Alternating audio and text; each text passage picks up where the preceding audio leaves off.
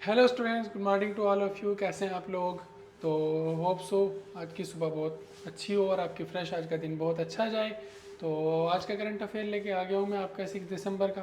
तो बिना time waste किए हुए चलिए शुरू करते हैं पहला क्वेश्चन से, ठीक है? चलिए पहला क्वेश्चन देखते हैं हम। नितंबो Nandi नदीत्वा become the first female president of which country in December 2024?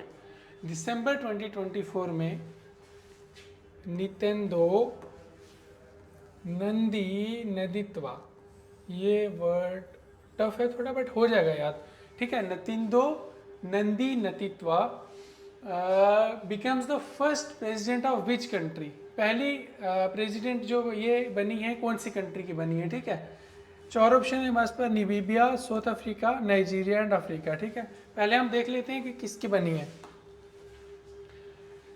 Nitimbu Nandi Natitwa of the ruling SWAPO party, SWAPO party, has won Namibia's 8th presidential election, ठीक है, becoming the country's first female president with over 57% of the votes। मतलब पूरी country के 57% votes लेके ये जो है president बनी और इस कंट्री की ये फर्स्ट प्रेसिडेंट बनी है, ठीक है। इससे पहले फर्स्ट फीमेल प्रेसिडेंट बनी है, इससे पहले कोई भी फीमेल प्रेसिडेंट जो है वो निमीबिया में नहीं था, ठीक है।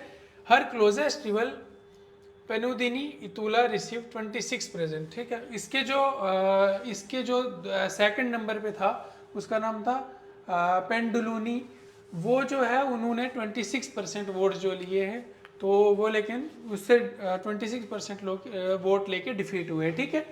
एट 72 की एज में नंदी नेतृत्व currently vice president is a seasoned leader in the Namibian political since independent and in 1990, ठीक है। With significant domestic and international recognition, SWAPO also secured a majority in the National Assembly, winning 51 out of 91 seats, 96 seats। SWAPO के ये ruling members थे, ये party member थे। SWAPO एक party है निमीबिया में और SWAPO ने 96 सीट्स में से 51 सीट्स पे अपना जो है बहुमत पाई और उन्होंने जो है वो जीत के अपना जो प्रेसिडेंट है वो नितिम्बो नंदी नदीत्वा को बनाया, ठीक है। समझे? समझ गया होगा आपको क्वेश्चन, तो इसका आंसर आप भी आपको पता चल गया होगा कौन सा है। अभी कुछ थोड़ा सा ना, अगर जैसे हम लोग डेली डिस्कस करते हैं तो जैसे हमने ये क्वेश्चन पढ़ा, एक क्वेश्चन में से अगर एक ही क्वेश्चन का आंसर मिले तो मज़ा नहीं आता है ना। तो हम क्या करते हैं कि एक क्वेश्चन में से हम आपको, ये आप मान के चलिए कि 4 क्वेश्चन है, ठीक है। जैसे ये 4 अलग अलग कंट्रीज के बारे में आप मान के चलो कि 4 अलग अलग कंट्रीज के बारे में आपको पूछा है, ठीक है। इसका तो आंसर हमें पता चल गया, इसका आंसर है नमीबिया, ठीक है। चलिए थोड़ा ना इनके बारे में भी जान लेते हैं कि इनका क्या है, कैसा है, कैपिटल क्या है, सब कुछ, ठीक है। सबसे पहले देखते हैं नमीबिया का कैपिटल क्या है जी। इसका कैपिटल है विंडोक। विंडोक कैपिटल है किसका? नमीबिया का, ठीक है। समझे? दूसरे नंबर पे देखते हैं साउथ अफ्रीका का कैपिटल क्या है। साउथ अफ्रीका का कैपिटल क्या है जी? साउथ अफ्रीका क्या कैपिटल, अगर आपको किसी को पता है तो कमेंट सेक्शन में लिख के बताना, ठीक है। साउथ अफ्रीका के कैपिटल जो है वो 3 डिफरेंट जो है ब्रांचेस में डिवाइडेड है, 3 डिफरेंट ब्रांचेस में, ठीक। जैसे कल भी हमने पढ़ा था कंट्री का जो था 2 डिफरेंट ब्रांचेस में, लेजिस्लेटिव और एग्जीक्यूटिव कैपिटल्स थे अलग अलग, ठीक है।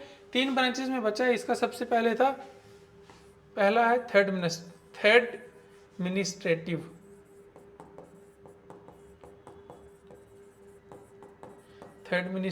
दूसरा आ गया लेजिस्लेटिव एंड तीसरा, मैं आपका साइड हो जाऊंगा जब लिखने के बाद तो आप देख लीजिएगा, तीसरा आता है एग्जीक्यूटिव।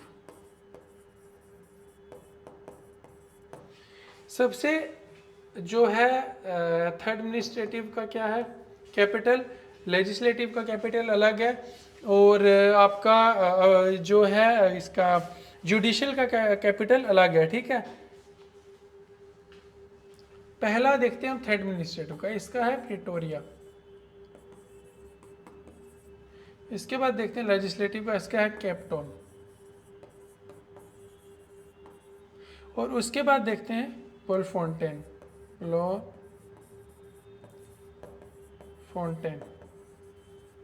ठीक है, समझे। तो इनके साउथ अफ्रीका के 3 ब्रांचेस में इसके कैपिटल डिवाइडेड है, administrative, legislative and executive. Pretoria, administrative, Cape Town and Bloemfontein, ठीक है। चलिए समझे आप। चलो अब देखते हैं तीसरा इसका पार्ट। तीसरा पार्ट है नाइजीरिया। बताइए कमेंट सेक्शन में, जब तक मैं साफ कर रहा हूँ कमेंट सेक्शन में बताइए नाइजीरिया का क्या कैपिटल है।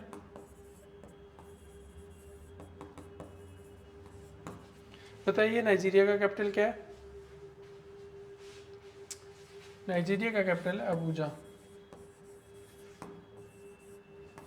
अबूजा, अबूजा कैपिटल है नाइजीरिया का, ठीक है। ज़्यादा डीप इसलिए नहीं पढ़ते क्योंकि वीडियो ना बहुत लंबी हो जाती है और फिर बच्चे देखते नहीं है वो लंबी वीडियो। चलिए अब हम देखते हैं लास्ट अफ्रीका का। अफ्रीका का तो बहुत इजी है, सबको पता होगा। कैपिटल है अफ्रीका का एडिस अबाबा, समझे। Aedes अबाबा is the capital of south Africa, sorry खाली अफ्रीका का। साउथ अफ्रीका को तो हमने डिस्कस किया था, 3 है, ठीक है। चलिए नेक्स्ट क्वेश्चन पे चले, समझ आ गया सब कुछ, ठीक है। अगले क्वेश्चन पे मूव करते हैं। सेकंड क्वेश्चन देखते हैं। For what Gujarat Gharchola been given the geographical indication tag. Gujarat के गरशोला को किस फील्ड में जियोग्राफिकल इंडिकेशन टैग मिला है। Traditional music, traditional handicraft, traditional dance या ट्रेडिशनल क्यूजीन। आपको इस टाइप का क्वेश्चन भी आ सकता है कल्चरल उसमें कि ये आप बताओ कि गरशोला जो है ये इसमें से किस जो जियोग्राफिकल इंडिकेशन की टर्म है, ठीक है। किस पार्ट की टर्म है ये, किस कल्चर की टर्म है, ठीक है। आपको पता होना चाहिए कि किस कल्चर की। और इसके बदले में जब आपको ये क्वेश्चन आए तो आपको पता होना चाहिए कि क्या ट्रेडिशनल म्यूज़िक क्या है, ट्रेडिशनल हैंडीक्राफ्ट क्या है, और ये वर्ड कहाँ पे यूज़ हुआ होगा या हो सकता है, ठीक है, समझे। चलिए पहले देख लेते हैं कि गरशोला है क्या, ठीक। और ये recently this type of woollen handicraft, रुपट्टा टाइप का हैंडीक्राफ्ट गरशोला जिसको बोलते हैं, ठीक है। Gujarat famous traditional handicraft Gharchola has been granted to the geographical indication tag, ठीक है। This traditional handicraft has joined the 27th GI certified items of the Gujarat. This was announced during the event GI and beyond for the heritage of development in New Delhi. New Delhi में heritage का एक वो concert हुआ था जिसमें इसको GI का 27 GI certified किया गया। किसको? गुजरात के गरशोला को। गरशोला की आपने देख ली इमेज, दुपट्टा टाइप का होता है और हैंडीक्राफ्ट होता है, हाथ से बना हुआ, ठीक है। तो ये आता है ट्रेडिशनल, किस में आता है? हैंडीक्राफ्ट में, समझे, ठीक, समझ आ गई सबको। ट्रेडिशनल हैंडीक्राफ्ट में आता है गुजरात का गरशोला। अभी हम देखते हैं ट्रेडिशनल म्यूजिक क्या है गुजरात का, बताइए जरा कोई बताओ। दोहा, सोरथा, चांद एक्सेट्रा, ठीक है। दोहा, सोरथा, चांद एक्सेट्रा, ये है ट्रेडिशनल म्यूजिक। ट्रेडिशनल हैंडीक्राफ्ट क्या हो गया जी? ट्रेडिशनल हैंडीक्राफ्ट है गुजरात का नीडल वर्क। देखा, एक क्वेश्चन के साथ हम 4-5 क्वेश्चंस कर रहे हैं, ठीक। फिर आ गया ट्रेडिशनल डांस क्या है जी? गरबा, ये तो सबको पता होगा। फिर आता है मेन चीज गुजरातीज के लिए, खाना इज वेरी इंपॉर्टेंट, ठीक। खाने के बिना गुजराती नहीं रह सकते और उनके जो डिशेज हैं वो दुनिया में और कहीं ऑथेंटिक मिलती भी नहीं। फिर इसका क्वेश्चन है फेवरेट कुजीन क्या है? अपना डोखला, खांडवी, फाफड़ा जलेबी, ठीक है, और थेपला। इस टाइप के जितनी भी फूड्स हैं ये सब गुजरात के क्यूजीन में आते हैं, ठीक है, समझे आप लोग? चलिए अगला क्वेश्चन देखें। किसी को कोई भी कंफ्यूजन हो तो कमेंट सेक्शन में प्लीज पूछ लीजिएगा, ठीक। अगला क्वेश्चन देखते हैं। अगला क्वेश्चन है, recently inaugurated tattoo first hydro electric project. Tattoo first hydro electric project is located in which state? Tattoo first hydro electric project एक रिसेंटली न्यूज में आया था, वो कौन सी स्टेट में है? ठीक है, चलिए न्यूज देखते हैं। The Cabinet Minister of Economic Affairs, led by the Prime Minister Narendra Modi, has approved the Tato first hydroelectric project, जिसको HEP शॉर्ट टर्म में बोलते हैं, with an investment of rupees 17.5 billions. This hydroelectric project will be, ये याद रखना कितना पैसा लगा इस पे, 17.5. This hydroelectric project will be located in Shahi Yomi district of Arunachal Pradesh. The initiative aims to boost the energy infrastructure of the region. कहने का मतलब कि ये जो है ये अरुणाचल प्रदेश में लगाया गया ये प्रोजेक्ट, और इससे कंट्री की जो इंफ्रास्ट्रक्चर एनर्जी है उसको बूस्ट करने का उद्देश्य था, और ये प्राइम मिनिस्टर नरेंद्र मोदी ने अप्रूव किया। और इसके लिए कितना पैसा अप्रूव किया? 17.5 बिलियन, ठीक है, इस प्रोजेक्ट के लिए। इसका आंसर आपको पता चली गया होगा, अरुणाचल प्रदेश, ठीक है, ऑप्शन बी अरुणाचल प्रदेश। चलिए ये तो बहुत इजी है। Who has been elected as the new CM of Maharashtra third time? कौन बने थर्ड टाइम बराबर CM of Maharashtra? Ajit Pawar, Eknath Shinde, Devendra Fadnavis and Aditya Thackeray, ठीक है। चलिए देख लेते हैं जी। Bharatiya Janata Party BJP prominent leader Devendra Fadnavis had become anonymously elected as the leader of the Maharashtra BJP legislative party, ठीक है। He will take oath as the chief minister of Maharashtra for a record in third time. तीसरी बार बराबर जो है उन्होंने record बनाया chief minister एक state का बराबर कंटिन्यूसली, ठीक है। और ये कौन सी पार्टी से बिलोंग करते हैं? बीजेपी से, और इनका नाम क्या है? देवेंद्र फडणवीस, ठीक है। इसका करेक्ट आंसर क्या आ गया? ऑप्शन सी देवेंद्र फडणवीस, ठीक है, समझे। चलिए चलते हैं आगे क्वेश्चन में। Proba 3 mission belongs to which space agency? Proba 3 जो है मिशन वो कौन सी स्पेस एनर्जी से बिलोंग करता है? जो कि which space Proba 3 belongs to which space agency which is being launched by ISRO, Indian Space Research Organisation, ठीक है, sorry International Space Research Organisation, ठीक है। इसमें आता है NASA, ESA, JAXA and CNSA। इसमें से कौन सा मिशन कौन सी स्पेस एजेंसी के साथ प्रोबा 3 मिशन जो है वो बिलोंग करता है? चलिए अगर जिसको पता है कमेंट सेक्शन में आंसर बताइए इसका। चलिए मैं देखता हूँ, पहले एक बार ना इसकी रिपोर्ट पढ़ लेते हैं। The PROBA 3 mission of ESA, European space agency, will be launched on December 4 from Sriharikota through PSLV C59, carrying 550 kg satellites into space. This effect reflects the increasing the role of ISRO and NSIL, ठीक है। अभी आपको पता चल गया कि इसकी कौन सी स्पेस एजेंसी इसको लॉन्च कर रही है? ऑप्शन बी ESA, ठीक है, ESA। इसका क्या है जी? National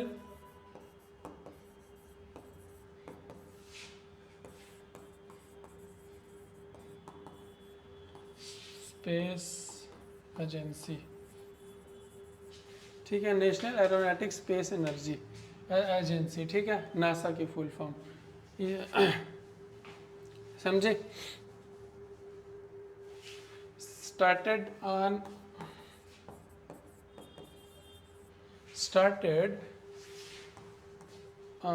1st October 1958. Headquarter is Washington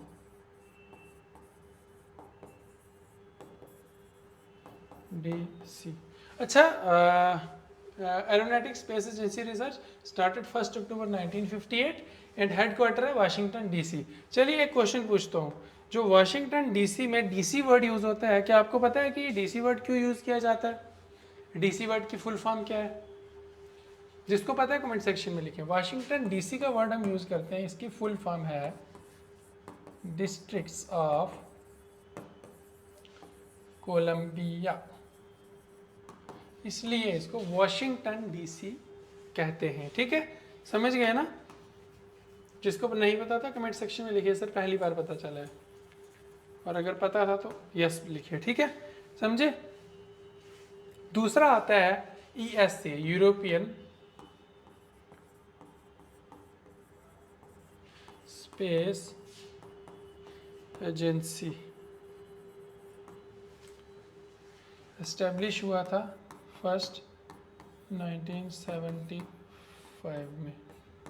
1975 में ये एस्टेब्लिश हुआ था। और हेडक्वार्टर कहाँ पे है इसका? हेडक्वार्टर कहाँ पे है? पेरिस में, फ्रांस। ठीक है, समझे? पेरिस, फ्रांस में। ठीक है, अभी देखते हैं जैक्सा का। ठीक, अभी इसमें भी आपको एक क्वेश्चन में 4 क्वेश्चन मिल गए, पता चल गया कौन सा हेडक्वार्टर किसका किधर है। JAXA, Japan aeronautics aerospace, Japan AEROSPACE, Japan aerospace exploration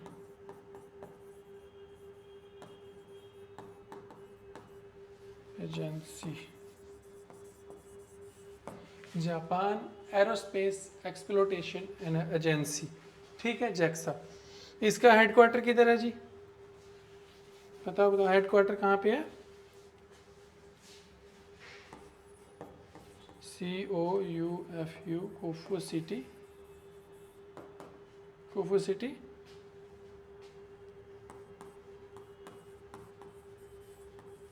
Tokyo, Kofu city Tokyo में। ठीक है, कोफू सिटी टोक्यो में। तो अक्टूबर 1 2003 में जो है ये लॉन्च हुआ, फर्स्ट इसका एस्टेब्लिश हुआ। ठीक, समझे? चलिए अभी देखते हैं CNSA। टाइम क्या हो गया?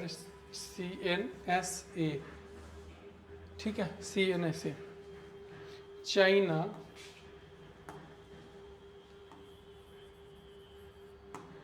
National space administration. ठीक है, फाउंड हुआ था ये जी 1993 में, और हेडक्वार्टर है बेजिंग में। समझे? क्लियर है ना? ठीक है, चलिए अगला क्वेश्चन देखते हैं अब। Where was the Confederation of Indian Industry CII partnership summit 2024 held? Confederation of Indian Industry की जो पार्टनरशिप समिट है वो कहाँ पे हुई? New Delhi, China, Chennai, Hyderabad and Bhopal, इनमें से कौन सी जगह में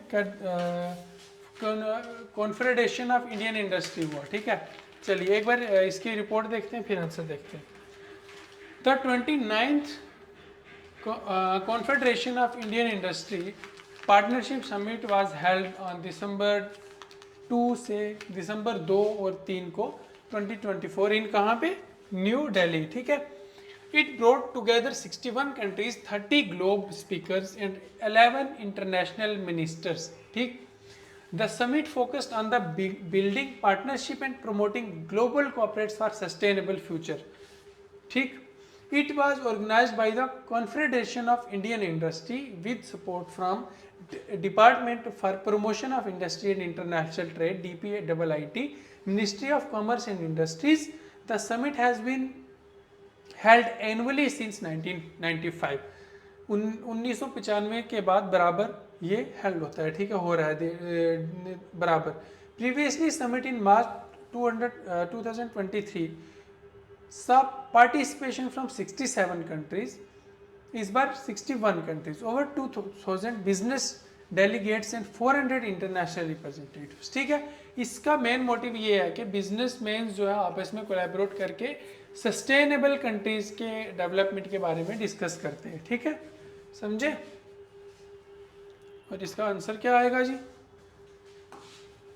new Delhi, option A. New Delhi में जो है ये कॉन्फ्रेंस, ये जो समिट हुई, इसकी कॉन्फ्रेंस हुई. ठीक है, समझे. चलिए, name the innovative water purification technology launched at National Zoological Park India. National Zoological Park India में इनमें से कौन सा जो है वाटर प्यूरिफिकेशन इनोवेटिव जो है वो स्टार्ट हुआ. ठीक है, nano bubble technology, flotation, electrode ionisation या अल्ट्रा बबल टेक्नोलॉजी. ठीक है, चलिए देख लेते हैं इसका एक बार. The union minister of state of forest environment and climate change launched a nano bubble technology at Delhi National Zoological Park. ठीक है, Delhi National Zoological Park. Nano bubble technology user ultra small bubbles 70 to 120 nanometers in size to purify water.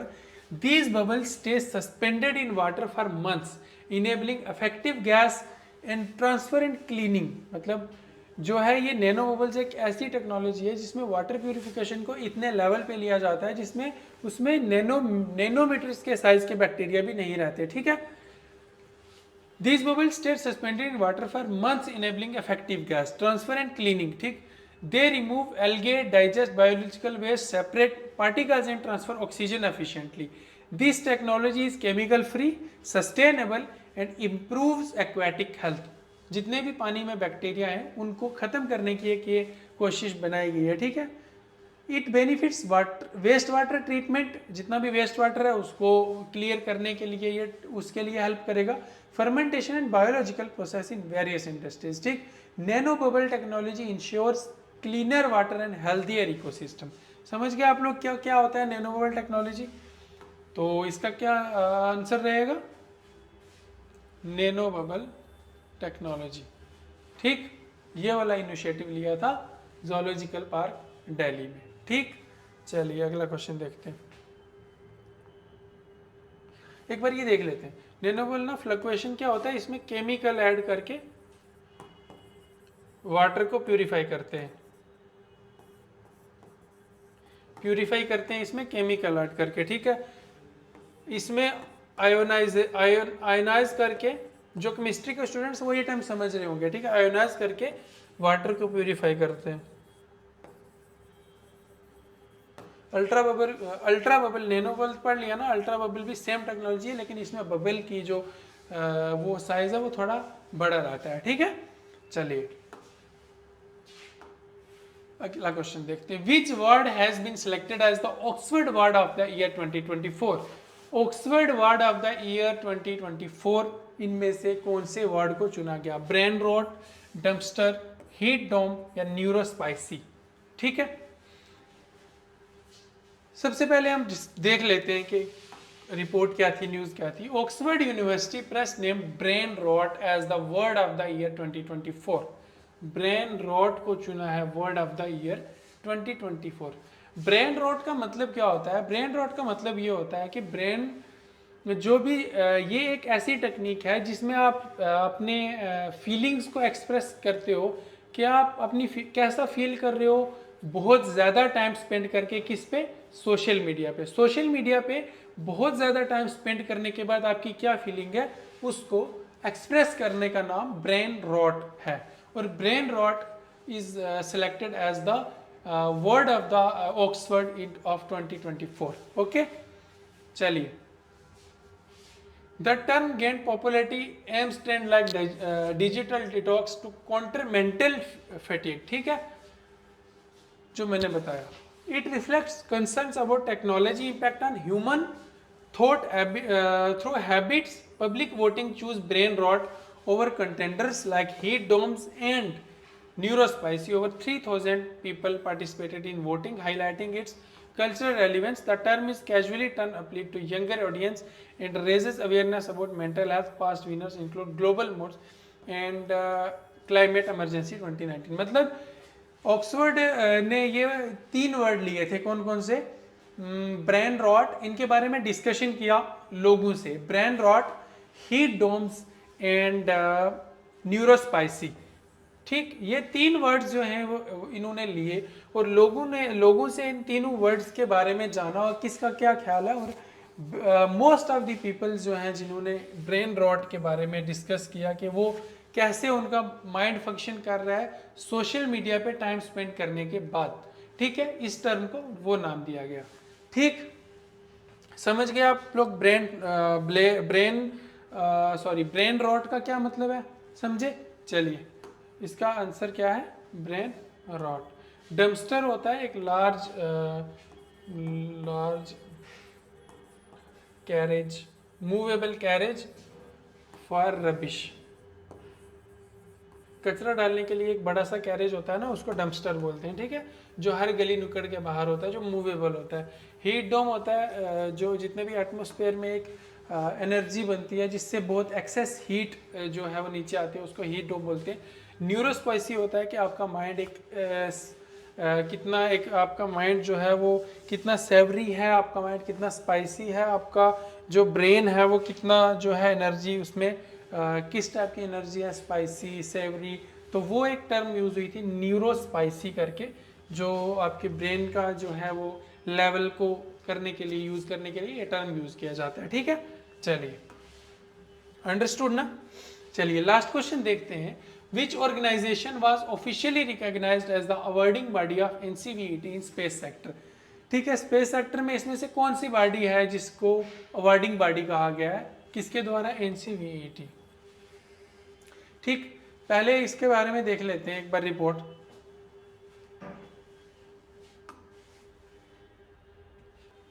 चलिए, National Council for Vocational Education and Training NCVET, Ministry of Skill Development and Entrepreneurship MSDE, Government of India recognised in space as dual awarding body to strength in space as dual awarding body to strength vocational education in space sector. ठीक है, in space को in space under the department of space promotes the and enable space activities like satellite and manufacturing and space services. The collaboration alliance in space training with global standard supporting initiatives like Skill India missions, 6 national occupation standards.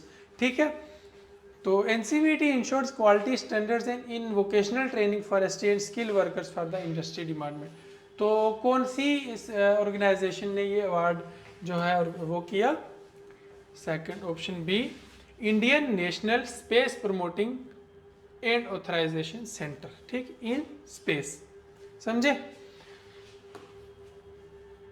तो students, आज के लिए इतना ही था. बहुत ही top most SSC के regarding, आपकी जितने भी कम्पिटिटिव एग्ज़ाम्स हैं उनके रिगार्डिंग, सीयूईटी के रिगार्डिंग के हिसाब से करंट अफेयर्स 10-12 हैं. लिख लो, इनके नोट्स बना लो. मैं गारंटी देता हूँ कि इनसे अगर ये पढ़ लोगे आपको करंट अफेयर में कभी भी मार नहीं पड़ने वाली. तो आज के लिए साथियों इतना ही. मिलते हैं अगली वीडियो में. तब तक के लिए आप सबका शुक्रिया यहाँ पे चैनल पे आने के लिए.